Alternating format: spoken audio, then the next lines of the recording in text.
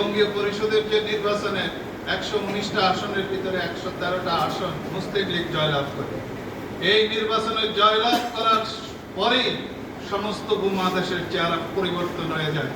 মুসলিম লীগ ক্ষমতায় আসে, পাকিস্তান ভাগ হয়ে যায়, মুসলমানরা একটা আলাদা রাষ্ট্র পায়। যদি সেদিন নির্বাচন না হতো, কোনোদিন মুসলমানরা আলাদা কোনো রাষ্ট্র পেত না। আজকে হিন্দুদের অধীনস্থ হয়ে আজকে মুসলমানরা যেমন হিন্দুরা যেমন মুসলমানদেরকে অত্যাচার করে, সেদিনও আজকে যদি ওই পরিবর্তন না হইতো, তাহলে এই হিন্দুরা ভারতবর্ষে এই মুসলমানদের উপরে এখনো অত্যাচার করে। সুতরাং নির্বাচনের গুরুত্ব অত্যাধিক। 1970 সালের নির্বাচনে আপনি লক্ষ্য করেন, 70 সালের নির্বাচনে আওয়ামী লীগ নিয়ে খুব সংখ্যাগরিষ্ঠতা অর্জন করে 300 আসনের ভিতরে পূর্ব পাকিস্তান পরিষদের 300 আসনের ভিতরে 288টা আসন আওয়ামী লীগ পায়। আওয়ামী লীগ পেয়ে তারপরে কি হলো, একটা আন্দোলনের নেতৃত্ব দিল, তাদের নেতৃত্বে স্বাধীনতা হলো, 71 সালে যুদ্ধ হলো, সবকিছু হলো তাদের নেতৃত্বে। এই নির্বাচন যদি না করতো, এটা আওয়ামী লীগের দ্বারা সম্ভব হইত। তারপর 1982 সালের নির্বাচনের ইন্ডিয়ান নির্বাচনের দিকে লক্ষ্য করেন। 1982 সালের ইন্ডিয়ান নির্বাচন, সেখানে দেখেন যে সেখানে আজকে যে বিজেপি, ভারতীয় জনতা পার্টি, এই যে মোদির যে দলটা, সেটা মাত্র 2-3টা আসন পাইছে। 1982 সালের নির্বাচন, এই 2-3টা আসনের মধ্যে দিয়ে কিন্তু তাদের যাত্রা, তারা প্রত্যেকটা নির্বাচনে সক্রিয় অংশগ্রহণ করার কারণে আজকে কিন্তু দেখা যায় যে বিজেপি সরকার কিন্তু ভারতের পার্লামেন্টে তারা করতেছে, সরকার গঠন করে তারা দেশ পরিচালনা করতেছে। সুতরাং বাংলাদেশ জামাত ইসলামের ইতিহাসে এরকম, বাংলাদেশ জামাত ইসলামের একটা নির্বাচন থেকেও দেশের স্বার্থে একটা পরিচ্ছন্ন গণতান্ত্রিক নির্বাচন থেকে বাংলাদেশ জামাত ইসলামী অংশগ্রহণ করেনি, এরকম ইতিহাস। যে সমস্ত নির্বাচনগুলো প্রহসনের ছিল, সে সকল নির্বাচনগুলোতে বাংলাদেশ জামাত ইসলামী অংশগ্রহণ করে নাই। নচেত প্রত্যেকটা গণতান্ত্রিক নির্বাচনে, সুন্দর নির্বাচনে বাংলাদেশ জামাত ইসলামী নির্বাচনে অংশগ্রহণ করে।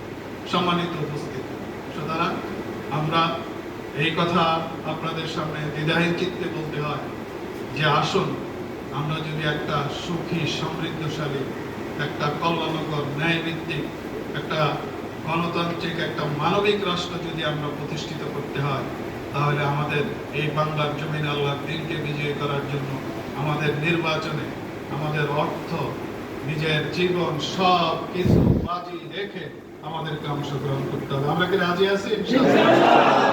সম্মানিত উপস্থিতি, এই যদি হয় আমাদের যদি লক্ষ্য, তাহলে আমাদের কাজী হারুন ভাই যে কথাটা বলছেন, সেখানে সেই কথাগুলো এখন বর্তমানে যেটা প্রয়োজন, সামান সাবস্টেন্স হলো এটা, যে এই কথা যে প্রত্যেকটা কেন্দ্রে আমরা 8 প্রকারের আমরা ইউনিট করব।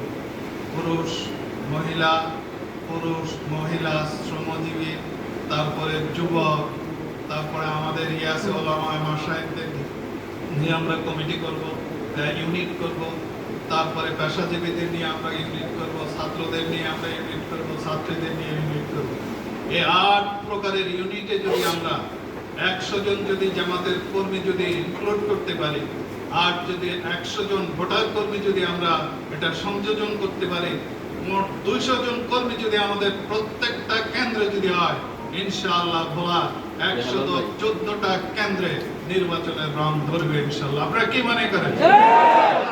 পরিশেষে আমি বলতে চাই, যদি ইনশাআল্লাহ আমরা এই 114টা কেন্দ্রে 200 কর্মী যদি আমরা, এই 8টা ইউনিটে 200 কর্মী যদি আমরা সংযোজন করতে পারি, এবং তারা যদি একত্রিত হয়ে সমস্ত কেন্দ্রের আশেপাশে যে চতুর্পাশে যে ভোটারগুলো আছে, ভোটারের কাছে যদি আমরা একবার নয়, 2বার নয়, অনেকবার প্রয়োজনীয় সংখ্যকবার যদি ভোটারের কাছে যায়, ইনশাআল্লাহ এমন একটা আবহ সৃষ্টি হবে, ইনশাআল্লাহ আল্লাহ আমাদের পক্ষে বিজয় ইনশাআল্লাহ দেবে। সম্মানিত উপস্থিতি, ভোলার রাজনৈতিক পরিবেশ অত্যন্ত আমাদের অনুকূলে। ভোলার রাজনৈতিক, আমি আবারও বলতেছি, ভোলার রাজনৈতিক পরিবেশ আজকের দিনে বলতে হয় যে আমাদের অনুকূলে ইনশাআল্লাহ। আল্লাহ রাব্বুল আলামিন পারেন আল্লাহ রাব্বুল আলামিন একটা কথা আছে আরবিতে, আনা আশাউ আনতা তাশাউ ওয়া ইয়াফালু মাইয়াশাউ। আমিও চাই, তুমিও চাও, শেষ পর্যন্ত সেটাই হয় যেটা আল্লাহ রাব্বুল আলামিন চায়। অঙ্গে মন্ত্রী হইতে চান, এমপি হইতে চান, অমুকে এমপি হইতে চান, অমুকে এমপি হইতে চান, আল্লাহ রাব্বুল আলামিন যদি মুকাল্লিমুল কুলুব, আল্লাহ রাব্বুল আলামিন যদি সিদ্ধান্ত নেন বাংলাদেশ জামাত ইসলামীকে এই আসন উপহার ইনশাআল্লাহ দেবেন। ইনশাআল্লাহ।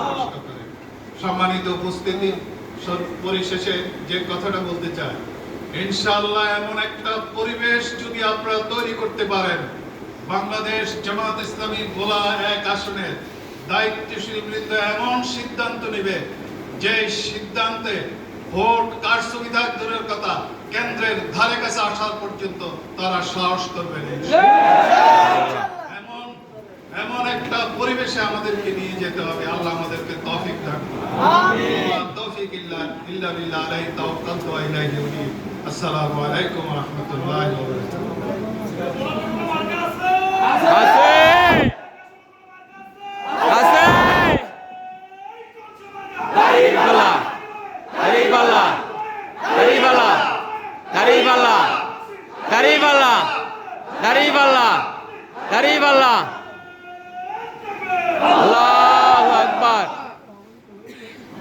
সম্মানিত উপস্থিতি,